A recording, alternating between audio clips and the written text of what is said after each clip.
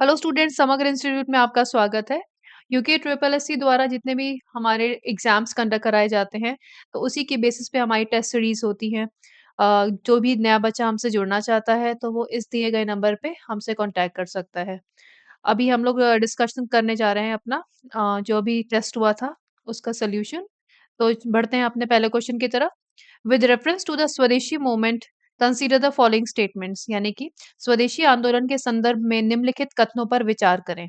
तो पहला कथन है, it contributed to the revival of the indigenous artisan crafts and industries. सबसे पहली स्टेटमेंट, इसने स्वदेशी कारीगर शिल्प एवं उद्योगों के पुनरुत्थान में योगदान किया। चलिए, ये स्टेटमेंट बिल्कुल सही है हमारी। सेकंड स्टेटमेंट है हमारी, the National Council of Education was established as a part of Swadeshi movement. ठीक है, स्वदेशी आंदोलन के अंतर्गत राष्ट्रीय शिक्षा परीक्षा परिषद की स्थापना की गई थी। बिल्कुल सही स्टेटमेंट है, दोनों ही हमारे बिल्कुल सही स्टेटमेंट है। ठीक है, तो यानी कि हमारा आंसर फर्स्ट का क्या हो जाएगा? फर्स्ट का आंसर हमारा सी है। जिन बच्चों ने स्वदेशी मूवमेंट पढ़ा था, वो जानते थे कि हमने स्वदेशी मूवमेंट स्टार्ट करी थी कब? क्या कहते हैं, जब पार्टीशन ऑफ बंगाल हुआ था, बंगाल का विभाजन हुआ था, उसके बाद हमने स्वदेशी मूवमेंट स्टार्ट करी थी, ठीक है? अब स्वदेशी मूवमेंट बहुत लंबे समय तक चली थी और हमने इसका रिजल्ट ये भी देखा था कि 1911 में जो बंगाल का विभाजन था, वो रद्द कर दिया गया था। और इसी स्वदेशी जो हमारा सबसे पहली बार स्वदेशी मूवमेंट हुई थी, इसके बाद हम लोग ने बार-बार, अगर मैं बात करूँ, 1920 में नॉन कोऑपरेशन असहयोग के टाइम पे भी हम लोगों ने ये करा था। तो उस टाइम पे चरखे वगैरह का प्रचलन किया गया था, सूती कपड़ा वगैरह बुनना स्टार्ट हुआ था, खादी वगैरह की हमने देखी थी। बाकी बहुत सारी शिप बिल्डिंग इंडस्ट्री ये सब आई थी। पर अभी जब स्टार्टिंग में हमने देखा कि पार्टीशन ऑफ बंगाल, बंगाल विभाजन के बाद जो हुआ था, तो वहाँ पे ये सारी चीज़ें आई थी, जिसमें नेशनल काउंसिल ऑफ एजुकेशन भी शुरू करा गया था। नेक्स्ट क्वेश्चन हमारा है, निम्नलिखित में से कौन-सा अनुच्छेद नागरिकता से संबंधित है? ठीक है, which of the following articles is related to citizenship? तो सिटिज़नशिप हमारी कहाँ से कहाँ तक स्टार्ट होती है? पार्ट सेकंड में है, ये ध्यान रखना है। और पार्ट सेकंड में कौन-सा आर्टिकल है? आर्टिकल नंबर 5 से लेकर के 11 तक, ठीक है? क्योंकि पार्ट 1 में हमारा होता है 1 से लेकर 4 तक, जहाँ पे हम लोग इंडियन के बारे में डिस्कस करते हैं, यूनियन यूनियन ऑफ स्टेट्स और इन सब के बारे में। ठीक है, तो सेकंड पार्ट यानी कि सिटीजनशिप, नागरिकता, ये कहाँ से कहाँ तक है? 5 से 11 तक है, ठीक है? तो सेकंड का आंसर हो जाएगा सी। बढ़ते हैं नेक्स्ट क्वेश्चन की तरफ। ये क्वेश्चन हमारा है असर्शन और रीजनिंग। इस तरह के क्वेश्चन भी एग्जाम में देखने को मिलते हैं। Given below are the two statements, one is labelled as assertion and the other is reason. नीचे दिए गए दो कथन में से एक को कथन और दूसरे को कारण कहा गया है। ठीक है, तो अब हम देखते हैं कथन क्या है और उसका कारण क्या है। सबसे पहला स्टेटमेंट है, राष्ट्रपति संसद का अंग है। तो president is the part of the parliament. अब देखो, पार्लियामेंट के कितने पार्ट है, यानी कि संसद के कौन कौन से पार्ट है? एक तो आपका लोकसभा हो गई, दूसरा आपका राज्यसभा हो गई, और तीसरा पार्ट क्या है? तीसरा है हमारा राष्ट्रपति यानी कि प्रेसिडेंट। तो पहली स्टेटमेंट हमारी बिल्कुल सही है, यानी कि कथन हमारा सही है। सेकंड है, संसद के दोनों सदनों द्वारा पारित कोई विधेयक राष्ट्रपति की स्वीकृति के बिना कानून नहीं बनाया जा सकता। A bill passed by the two houses of the parliament cannot become a law without the assent of the president। तो ये स्टेटमेंट भी हमारी सही है। तो यहाँ पे यानी कि रीजन भी सही है। तो हमारा आंसर क्या हो जाएगा? देखो, ए एंड आर दोनों सही हैं, ठीक है? यानी कि दोनों स्टेटमेंट सही है। और दूसरा आपका है, ए की सही व्याख्या करता है, ए आर सही व्याख्या करता है, यानी कि both A and R true, R is a correct explanation of A. बिल्कुल सही, यानी कि बी ऑप्शन हमारा सही हो जाएगा। थर्ड का आंसर आपका बी है। Next question. नेक्स्ट क्वेश्चन है हमारा, मैच द फॉलोइंग। तो देखो, ये भी अलग टाइप का क्वेश्चन है हमारा, कि आपका सामने क्या दे रखा है? तीर्थंकर। तीर्थंकर कौन से रिलीजन से हैं? ये हमारे जैन के। ठीक है, तो जैनिज्म, जैन धर्म के तीर्थंकर हैं वहां पे। और सामने उनके जो है वो सिंबल्स हैं कि वो कौन सा सिंबल यूज कर रहे हैं। ठीक है, तो सबसे पहले है आदिनाथ, और सेकंड है आपका मल्लीनाथ, पार्श्वनाथ, और डी है आपका संभवनाथ। अब देखो, ये जेन्युइन बात है कि कई बच्चों ने संभवनाथ और इन सब के नाम भी नहीं सुने होते। जनरली हम लोग आदिनाथ का नाम सुन लेते हैं, पार्श्वनाथ का नाम सुन लेते हैं। तो अगर हमें 1-2 ऑप्शंस भी हमें आ जाते हैं, तो ये क्वेश्चन हमारे लिए आसान हो जाता है। ठीक है? तो बढ़ते हैं इस क्वेश्चन की तरफ। तो इसका जो आंसर है, देखते हैं, मैच द फॉलोइंग करानी है, ठीक है? यानी कि ए अगर हमारा बैल सही है, तो आदिनाथ का बैल सही है, तो ऑप्शन ए में देखो, ए हमारा ऑप्शन बिल्कुल सही है, ठीक है? इसका आंसर फोर्थ का ए हो जाएगा। तो यानी कि आदिनाथ का सिंबल क्या है? बैल। मल्लेनाथ का है आपका बी का फोर्थ हो जाएगा, कलश है इनका, ठीक है? ये आपका इधर चला जाएगा। उसके बाद पार्श्वनाथ, पार्श्वनाथ का जो सिंबल है वो क्या है आपका सांप, सर्प। तो ये और संभवनाथ का सिंबल क्या हो जाएगा घोड़ा। तो मान लो तुमने ये नहीं पढ़ा है, क्या कहते हैं, बाकी संभवनाथ वगैरह का नाम नहीं सुना है, पर एटलीस्ट पार्श्वनाथ का नाम हम लोग देखते हैं, ठीक है। तो यहाँ पे उनका सर्प हो जाता है, तो सी का क्या हो जाएगा थर्ड। जब आप सी के थर्ड को देखते हो तो ये ऑप्शन तो बिल्कुल आप एलिमिनेट कर सकते हो, ठीक है, एलिमिनेशन मेथड से भी यहाँ पे काम कर सकते हो। मान लो बच्चों को दो में लग रहा है, अब ये दो में वो चांस ले सकते हैं 50-50% की, ठीक है। तो आंसर क्या हो जाएगा आपका फोर्थ का ए। नेक्स्ट क्वेश्चन की तरफ बढ़ते हैं। जो हमारा नेक्स्ट क्वेश्चन है वो है न्याय फिलॉसफी वाज प्रोपोगेटेड बाय, न्याय दर्शन का प्रवर्तन किसने किया था, ठीक है। तो ये 6 स्कूल जो फिलॉसफी के होते हैं, अलग-अलग स्कूल्स हैं हमारे। फॉर एग्जांपल अगर मैं बोलूँ तो सांख्य है, कपिला ने दिया था। योगा का नाम तो सबने सुना होगा, ठीक है। योगा किसने दिया था, पतंजलि ने दिया था। तो इस तरह के 6 स्कूल्स हैं हमारे। इनमें से न्याय फिलॉसफी वाला जो है वो किसने दिया है, वो दिया है हमारे option number B is the correct answer, Gautam Muni ने, ठीक है। तो न्याय दर्शन किसने दिया है, गौतम मुनि ने दिया है, this is the correct answer. Next question number 6, zero काल, वो जीरो और शून्य काल संसदीय प्रणाली किस देश द्वारा प्रदान की गई थी, ठीक है। तो zero hour parliamentary system has been provided by which country, तो कौन से देश ने दिया था, भारत, अमेरिका, ब्रिटेन और स्विट्जरलैंड। तो आंसर क्या हो जाएगा हमारा, ये हमारा भारत का दिया गया है, ठीक है। जीरो काल कब से शुरू हो जाता है आपका, प्रश्न काल के जस्ट बाद, यानी कि 12 बजे से आपका स्टार्ट हो जाता है। आगे बढ़ते हैं next. Who said democracy is the government of the people, by the people and for the people, लोकतंत्र जनता का जनता द्वारा जनता के लिए शासन है, ये कथन किसने कहा था। कभी कभी ऐसे क्वेश्चंस हमें देखने को मिल जाते हैं एग्जाम में, जैसे सपोज स्लोगन वगैरह दे दिया और वो किसने कहा है ये आपका, ठीक है। तो ये किसने कहा था, महात्मा गांधी ने, हिटलर ने, सुभाष चंद्र बोस ने या अब्राहम लिंकन ने। The correct answer is seventh का ए हो जाएगा, अब्राहम लिंकन ने कहा था। नेक्स्ट, अब ये करंट अफेयर से रिलेटेड क्वेश्चन है हमारा। देखो किस हिसाब से क्वेश्चन बनाया गया है। With reference to the revise seismic zonation map of India, ठीक है। ये हमारा सीस्मिक जोनेशन का हिंदी में बात करी जाए तो भारत के संशोधित भूकंपीय क्षेत्र मानचित्र, ठीक है।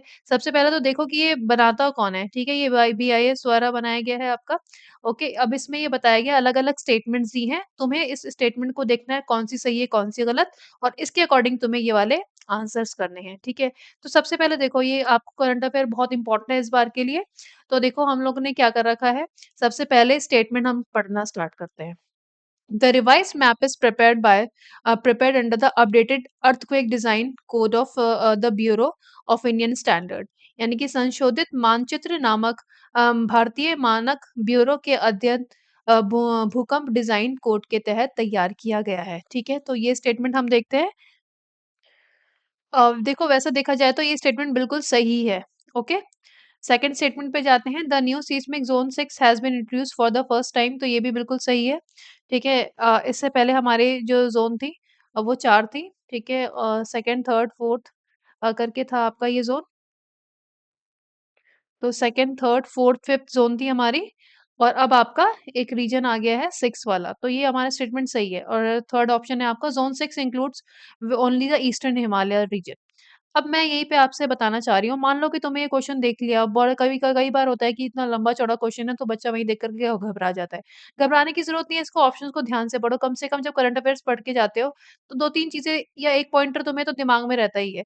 सबसे पहले जैसे ही जोन 6 आया है ना, तो आपको ये सबसे ईज़ी स्टेटमेंट हो जाता है कि ये आपका सिर्फ़ ईस्टर्न हिमालयाज़ थोड़ी ना है, ठीक है? हिमालय का जो ज़ोन है यहाँ पे पूरा आर्क बनाया गया है। कहाँ से स्टार्ट हो रहा है? जम्मू कश्मीर से स्टार्ट हो रहा है और कहाँ तक जाएगा? नॉर्थ ईस्ट तक जाएगा, यानी कि अरुणाचल प्रदेश तक जाएगा। और यहाँ पे थर्ड ऑप्शन में क्या दे रखा है? इसमें दे रखा है सिर्फ़ और सिर्फ़ नॉर्थ ईस्ट है, ठीक है? तो this statement is absolutely wrong. तो हमारा जो आंसर हो जाएगा वो क्या हो जाएगा? 8 का A answer is correct, okay? तो थर्ड स्टेटमेंट हमारी गलत हो जाती है। तो इससे आप एलिमिनेशन मेथड भी कर सकते हो, ठीक है? कि थर्ड स्टेटमेंट जहाँ-जहाँ ऑप्शन है, तो आप देख लो ये आपका खत्म हो जाता है, ठीक है? फिर आपका ये ऑप्शन या आपका सी हो जाता है, फिर आप लोग देख सकते हो कि आप जो भी ऑप्शन लगाना चाहो तो अदरवाइज़ ये फैक्ट अपने नोट्स में नोट डाउन कर लेना। करंट अफेयर्स के हिसाब से जो भी बच्चा इसमें आना चाह रहा है, अभी 2026 में अपीयर करना चाह रहा है एग्ज़ाम को, तो उसके लिए इम्पोर्टेंट हो जाता है। नेक्स्ट बढ़ते हैं आगे। क्वेश्चन नंबर 9, फिर से देखो इसी से रिलेटेड क्वेश्चन है।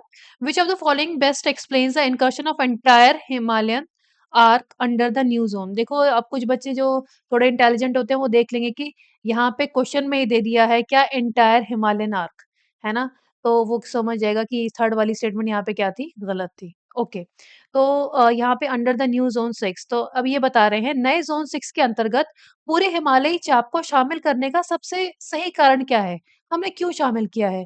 तो ऑप्शन में आ जाता है हमारा presence of stable continental crust यानी कि स्थिर महाद्वीपीय क्रस्ट की उपस्थिति। दूसरा हाई पॉपुलेशन डेंसिटी यानी कि उच्च जनसंख्या घनत्व ये है।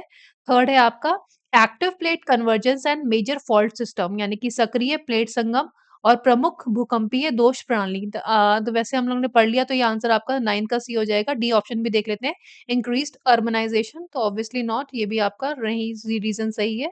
तो यहाँ पे 9 का आंसर क्या हो जाएगा? 9 का आंसर सी है। आगे बढ़ते हैं नेक्स्ट। नेक्स्ट है हमारा cyclone Ditwah consider the following statements है कि इसके अकॉर्डिंगली आप साइक्लोन का नाम दे रखा है। इसके संदर्भ में आपको कुछ स्टेटमेंट्स हैं जिनका नाम वो उनके बारे में दे रखा है। सबसे पहली स्टेटमेंट है आपको फिर से बताना है कौन-सी सही है, कौन-सी गलत है अकॉर्डिंगली फिर आपको ये ऑप्शन सॉल्व करने हैं। It is a tropical cyclone that brought heavy rainfall to Sri Lanka and parts of southern India. तो सबसे पहला ऑप्शन आपका है अ, यह एक उष्णकटिबंधीय चक्रवात है जिसने श्रीलंका और दक्षिण भारत के हिस्सों में भारी वर्षा लाई। तो this option is correct. Second वाला the name Ditwah was contributed by Yemen, ये भी आपका सही है। थर्ड ऑप्शन है आपका according to World Meteorological Organization WMO the term tropical cyclone is used to when the wind speeds exceed 63 kilometre per hour. ठीक है, तो ये बता रहे हैं कि WMO के अकॉर्डिंग यानी कि विश्व मौसम विज्ञान संगठन के अनुसार जब हवाओं की गति 63 किलोमीटर घंटे से ऊपर चली जाती है, ठीक है, इसकी स्पीड इतनी ज्यादा ऊपर हो जाती है तब उसको क्या कह रहे हैं, उसको ट्रॉपिकल साइक्लोन का दर्जा दे दिया जाता है। ठीक है, तो ये तीनों स्टेटमेंट हमारी क्या हो जाएंगी? करेक्ट है। तो आंसर हमारा क्या हो जाएगा? 10th का डी आंसर हो जाएगा। आगे बढ़ते हैं next. Which of the following is the apex cooperation organisation at the national level in India? ठीक है, तो इसमें चार ऑर्गेनाइजेशन के नाम है। तो 11th का आंसर आपका क्या हो जाता है? 11 का आंसर हो जाएगा आपका बी। आगे बढ़ते हैं next. The Koya rebellion in the eastern Godavari tract of the present day Andhra Pradesh. ठीक है, अब ये कुछ स्टेटमेंट्स दे रखे हैं, उनके अकॉर्डिंग आपको बताना है कथन कौन सा सही है कौन सा गलत, अकॉर्डिंगली स्टेटमेंट्स दे रखी है। The Koya rebellion accord in the eastern Godavari tract of present day Andhra Pradesh. तो कोया विद्रोह वर्तमान आंध्र प्रदेश के पूर्वी गोदावरी क्षेत्र में हुआ था। ठीक है, तो कुछ आपके पीजेंट्स रिवोल्ट होते हैं, ठीक है, कुछ ट्राइबल रिवोल्ट्स होते हैं, उसके अकॉर्डिंग ये क्वेश्चन पूछा गया है। It was started in the year 1846। ठीक है, तो ये दो स्टेटमेंट्स आपकी दे रखी और ये दोनों ही स्टेटमेंट आपकी क्या हो जाती हैं? जनरली सही हो जाती हैं। ठीक है, तो ये आपकी देखो ये आप पे डिपेंड करता है, अगर आप लोग ने इतनी डीप में स्टडी करी है, कोया रेबेलियन के बारे में पढ़ा है, तो आप अटेंड कर सकते हो। अदरवाइज़ अगर आपको लग रहा है कि नहीं हाँ, हमें छोड़ना है, तो वो आपकी मर्ज़ी है, ठीक है? तो फिलहाल 12th का आंसर क्या हो जाता है? 12th का आंसर है सी। आगे बढ़ते हैं next. Which of the following are the true about the Prarthana Samaj of MG Rana day? ठीक है, तो प्रार्थना समाज के किसकी थी? एमजी राणा डे की थी। इनके अकॉर्डिंग ये कुछ आपके कथन वो कुछ स्टेटमेंट्स दे रखे हैं, आपको बताना है कौन सा सही है कौन सा नहीं ऑप्शन के अकॉर्डिंग। तो सबसे पहला है it was an offshoot of Brahmo Samaj of India. ये ब्रह्मो समाज इन भारत की एक शाखा थी। ठीक है, ये आपका सही है। ये हिंदू धर्म के भीतर भीतर एक सुधार आंदोलन था। ये भी आपकी स्टेटमेंट बिल्कुल सही है। अब इसमें नेक्स्ट है एमजी राणा डे और आरजी भंडारकर 1870 में इससे जुड़े और इनसे ऐसे नई शक्ति प्रदान की, ये भी ऑप्शन आपका बिल्कुल सही है। और लास्ट वाला है इसने अंतरजातीय विवाह, विधवा पुनर्विवाह तथा दलित वर्ग की महिलाओं के उत्थान जैसे सामाजिक सुधारों पर बल दिया। ठीक है, तो ये भी उस टाइम पे जितनी भी ऐसी रिफॉर्म मूवमेंट थी तो इस तरह से काम करते थे। तो ये स्टेटमेंट भी आपका सही है। तो 13 का क्या हो जाएगा answer? Number option number D हो जाएगा 13 का। आगे बढ़ते हैं नेक्स्ट क्वेश्चन की तरफ। देखो पॉलिटी का क्वेश्चन है ये है आपका फंडामेंटल राइट्स से। The rights which are available only to citizen of India, वे अधिकार जो केवल भारत नागरिकों को ही प्राप्त होते हैं। ठीक है, तो सिर्फ भारत के नागरिकों को जो प्राप्त होते हैं, तो सबसे पहले दिमाग में हम लोग ने क्लास में करते हैं इसको। ठीक है, सारे आर्टिकल्स आप लेकर आ जाइए कि कौन से सिर्फ भारत के नागरिकों के लिए है। तो 15, 16, 19 29 ठीक है, 30 ये सारे आपके भारत के नागरिकों के लिए है। तो अब इसी के अकॉर्डिंग आप ऑप्शन सॉल्व सॉल्व कर सकते हैं। अब देखो इसमें जो आप बच्चे सोचेंगे कि मैडम ये क्या है बहुत टफ है, ये कोई टफ क्वेश्चन नहीं है। क्योंकि मैंने आपको बताया जो आपका आर्टिकल्स भी है फंडामेंटल राइट्स वाले वो तो आपको बिल्कुल याद रखने ही रखने हैं। जितने भी आपके मौलिक अधिकार हैं, वो आपको याद रखने ही रखने हैं, ठीक है? तो यहाँ पे देखो फर्स्ट वाला ऑप्शन हो जाएगा वाक सभा संघ बनाने की स्वतंत्रता। दूसरा हो जाएगा आपका संपत्ति अर्जित करने या कोई व्यवसाय, व्यापार अथवा पेशा करने की स्वतंत्रता, फ्रीडम टू एक्वायर प्रॉपर्टी और to carry on any occupation, trade और बिजनेस, तो ये भी हो जाएगा आपका। और थर्ड हो जाएगा आपका फ्रीडम टू मूव, ये भी हो जाएगा आपका। फोर्थ है राइट टू कॉन्स्टिट्यूशनल रेमेडीज। तो देखो अगर तुम्हें ये चीज नहीं भी याद है, अगर फोर्थ ऑप्शन देखोगे तो ये तो आपका heart and soul of the constitution है, ठीक है। तो राइट टू कॉन्स्टिट्यूशनल रेमेडीज जो है ये आर्टिकल नंबर 32 ये सभी के लिए है, कोई भी कोर्ट जा सकता है, ठीक है। तो ये ऑप्शन इसमें नहीं आएगा, है ना। तो जब ये नहीं आएगा तो आप इसको इजिली कट कर सकते हो। The correct answer is B, यानी कि 1 2 3 ये आपके तीनों सही हो जाएंगे स्टेटमेंट्स। नेक्स्ट क्वेश्चन की तरफ बढ़ते हैं। द फंडामेंटल ड्यूटीज, ठीक है। तो फंडामेंटल ड्यूटीज से आपका क्वेश्चन आया है। फंडामेंटल ड्यूटीज के बारे में बात करिए तो कौन-कौन सी हमारे मौलिक कर्तव्य हैं? तो सबसे पहला है national anthem, national flag, respect for the constitution, obviously ये है हमारा, ठीक है। राष्ट्रध्वज, इन सबका सम्मान करना, वैज्ञानिक दृष्टिकोण का विकास करना, ये भी हमारी फंडामेंटल ड्यूटी है।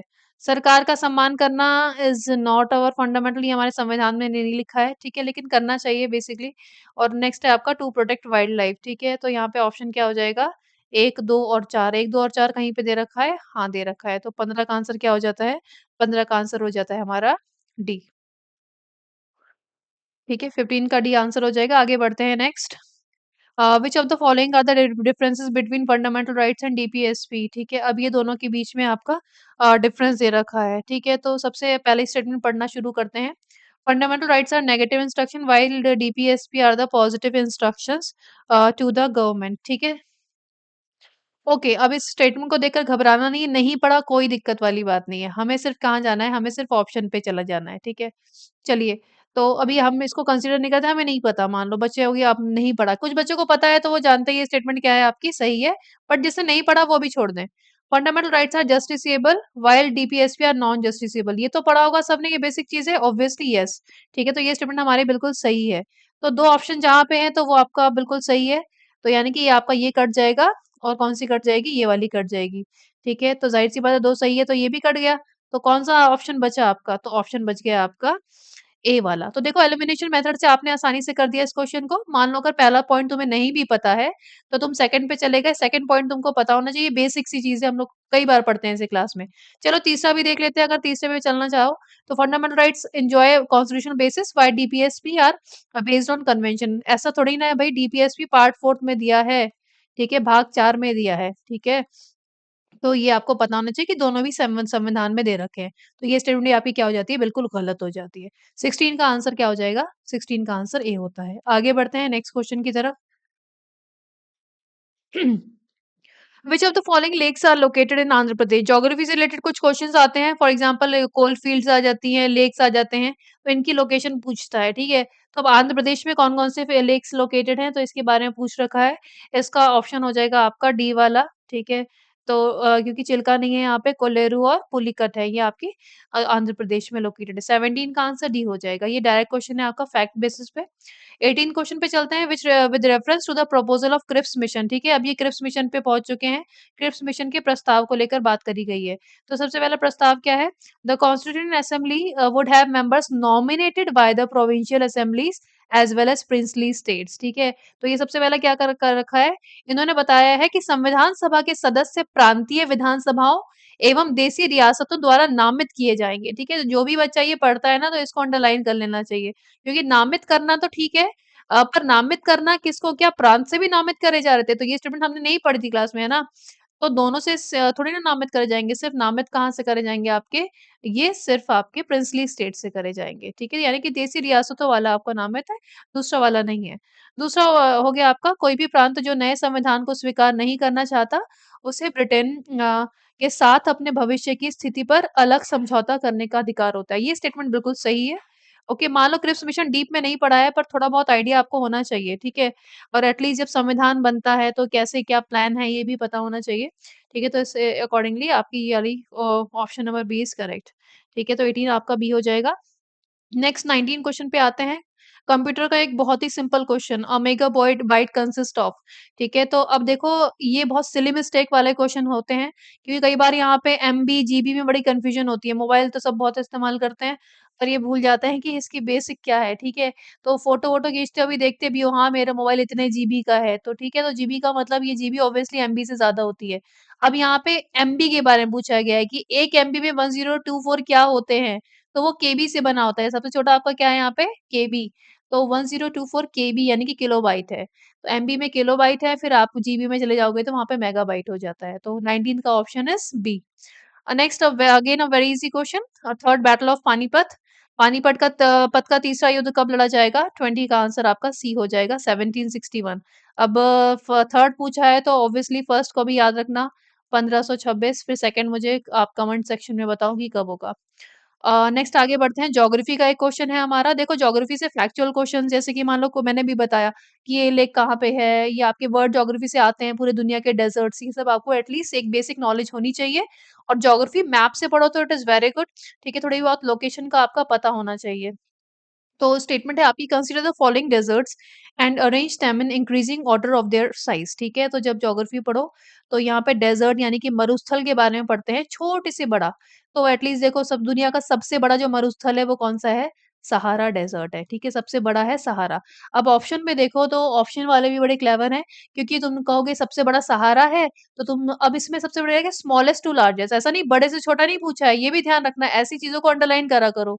स्मॉलेस्ट टू लार्जेस्ट पूछा है, ठीक है? तो यहाँ पे अब देखो सबसे बड़ा तुमको पता चल गया सहारा, अब जिसमें सहारा ऑप्शन नहीं है लास्ट में वो कट करो। तो कौन सा ऑप्शन यानी कि सी ऑप्शन तुम्हारा नहीं होगा। तो यानी कि ए, बी और डी में हो जाएगा। तो 21 का आंसर बताइए ज़रा सोच के, क्या होगा इसका? ओके, 21 का आंसर हो जाएगा हमारा बी, ठीक? तो ये फैक्चुअल क्वेश्चन है, ओके? बाकी फिर अगर इसकी लोकेशन वगैरह है ये भी आपको पता होनी चाहिए। नेक्स्ट क्वेश्चन बढ़ते हैं 22 की तरफ। 22 क्वेश्चन है हमारा, एमएस एक्सेल 365, देखो अब कंप्यूटर बेस्ड क्वेश्चन है तो यहाँ पे शॉर्टकट कीज का बहुत इस्तेमाल होता है। अब ये मत कहना मैडम एआई आ गया तो हम ये सब इस्तेमाल नहीं करेंगे। बच्चों एआई अपने अलग है, पर हमारे एग्जाम के क्वेश्चन अपने अलग सेंस में पूछे जाते हैं। तो एमएस एक्सेल 365 में निम्नलिखित में से कौन सा शॉर्टकट चयनित रेंज में सबसे ऊपर की सेल की सामग्री व फॉर्मेट को नीचे की कोशिकाओं में कॉपी करने के लिए प्रयोग होता है? ये आपका कुछ एमएस एक्सेल का फॉर्मेट होता है, देखा होगा किसी ने, इस तरह का पेज बन के आता है, ठीक है? तो मान लो तुमने यहाँ पे कुछ लिखा है, तुम चाह रहे हो कि ये सारे इसमें लिख कर के आ जाए, तो कौन सी की का इस्तेमाल करोगे? तुम करोगे कंट्रोल प्लस डी का, यानी कि 22 का option B is the correct answer. Next बढ़ते हैं। 23 question, in 1978 to the dash constitution remove the right to property from the list of fundamental rights, ठीक है? कौन से संशोधन ने आपका राइट टू प्रॉपर्टी हटा दिया था? तो 44th अमेंडमेंट ने हटा दिया था। 44th अमेंडमेंट कब आया था? 1978 में, ठीक है? तो ये ट्रिक क्या आती है हमारी, 4 + 4 = 8, तो लास्ट में क्या है आपका 8 आ जाता है, ठीक है? तो ये हमारी ट्रिक हो जाती है। 23rd का आंसर हो जाएगा बी। नेक्स्ट क्वेश्चन है आपका, who among the following was the leader who led a revolt against the British rule from north east India, ठीक है? नॉर्थ ईस्ट इंडिया से कौन आई थी? तो ये जब हम पढ़ते हैं तो हम मणिपुर और ये नागालैंड में रानी है हमारी, रानी गाइडनलियो, ठीक है? तो 24th का option B is the correct answer. Next question, deltas are common in India for the east flowing river system, ठीक है? तो ये नदी हमारी, ये हमारे इंडिया का मैप है, तो कुछ रिवर ऐसे बहती हैं और यहाँ पे गिरती हैं, और कुछ रिवर ऐसे बहती हैं यहाँ पे गिरती हैं, ठीक है? तो ये वाले जो है इनको हम क्या बोलते हैं? पश्चिम की ओर बहने वाली नदियाँ, और ये वाली आपकी पूरब की ओर बहने वाली नदियाँ।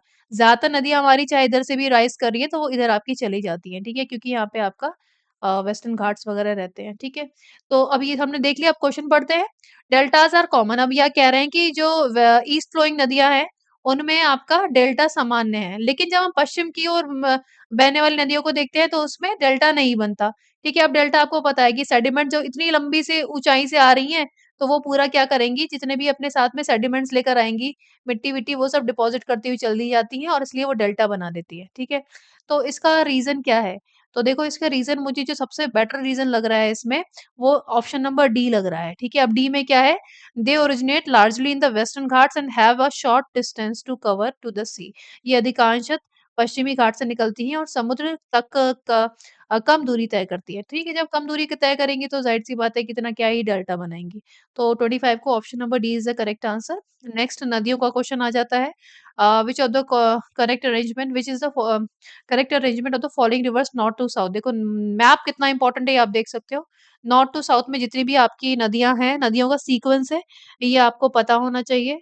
तो ऑप्शन में देखिए आप 26 क्वेश्चन का ऑप्शन आपका गोदावरी, पेन्नार, कावेरी, पेरियार, पेरियार आपकी लास्ट में नदी है, ठीक है? Option number A is the correct answer. साथ में लोकेशन भी देख लेना कहाँ-कहाँ बहती हैं, ठीक है? अब जब ज्योग्राफी पढ़ते हो तो फिर अकॉर्डिंगली ये पूरा ये हम लोग नदी तंत्र के साथ ये पूरा सब चीज़ें पढ़ के जाते हैं, कौन-सी सहायक नदियाँ हैं, कौन से स्टेट में बह रही हैं, कौन-कौन सी सिटीज़ उस पे लाई करती हैं, ये सब इस हिसाब से ही पढ़ोगे आप। Next which of the following is the correct sequence of ecosystem in order of decreasing productivity. ठीक है, अब ये इकोसिस्टम की बात कर रहे हैं। निम्नलिखित में से कौन-सा पारिस्थितिकी तंत्र की उत्पादकता घटते क्रम में सही अनुक्रम है, ठीक है? तो यहाँ पे हम लोग देखते हैं घटते क्रम पूछा गया है, तो option number B is the correct answer. Mangroves हैं, यानी कि और उसके बाद ओशियन्स है, महासागर, घास के मैदान और उसके बाद झीलें हैं, ठीक है? तो ये आपकी इकोसिस्टम इकोसिस्टम जो टॉपिक है वो आपका एनवायरनमेंट से रिलेटेड भी है, साइंस से रिलेटेड भी है, ठीक है? बायोलॉजी से। 28 question Kalsi is famous for ठीक है, कालसी किसके लिए है? तो कालसी में अशोक का एक शिलालेख है, तो 28 का आंसर सी हो जाएगा। नेक्स्ट क्वेश्चन 1739 में करनाल के युद्ध में लाहौर पर अधिकार कर मुगल सेना को पराजित करने वाले शासक पराजित करने वाला शासक कौन था? ठीक है, तो मुगल सेना को किसने पराजित किया था? इसने पीकॉक थ्रोन वगैरह लेकर चला गया था, उसका आंसर है नादिर शाह। ठीक है, क्या-क्या कोहिनूर हीरा सबसे बड़ी ना कोहिनूर हीरा भारत से चुरा करके ले गया था। ठीक है, तो ये कौन था आपका नादिर शाह था। और लास्ट क्वेश्चन की तरफ बढ़ते हैं। Who has been selected as prestigious Jnanpith award 2025 ठीक है, ज्ञानपीठ 2025 के लिए इसमें जो आंसर करेक्ट है वो कौन-सा है तुम्हारा? विनोद कुमार शुक्ला, ठीक है, विनोद कुमार शुक्ला 59th वाला हो जाएगा। अच्छा बच्चे यहाँ पे गुलज़ार से कन्फ्यूज़ मत होना, गुलज़ार 58th वाले थे, ठीक है? तो इनको मिला तो मई में था, पर वो पुराना उसके लिए मिला था, ठीक है? तो फिलहाल जो ऑप्शन हो जाएगा आपका, वो आपको क्या होगा? विनोद कुमार शुक्ला, ठीक है?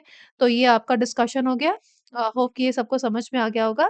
ओके, ठीक है, थैंक यू क्लास। अगर नए बच्चे जुड़ना चाहते हैं तो फ़ोन नंबर पे समग्र इंस्टीट्यूट के दिए गए फ़ोन नंबर से कॉन्टैक्ट करिए और हमारी टेस्ट सीरीज़ को आप जॉइन कर सकते हैं।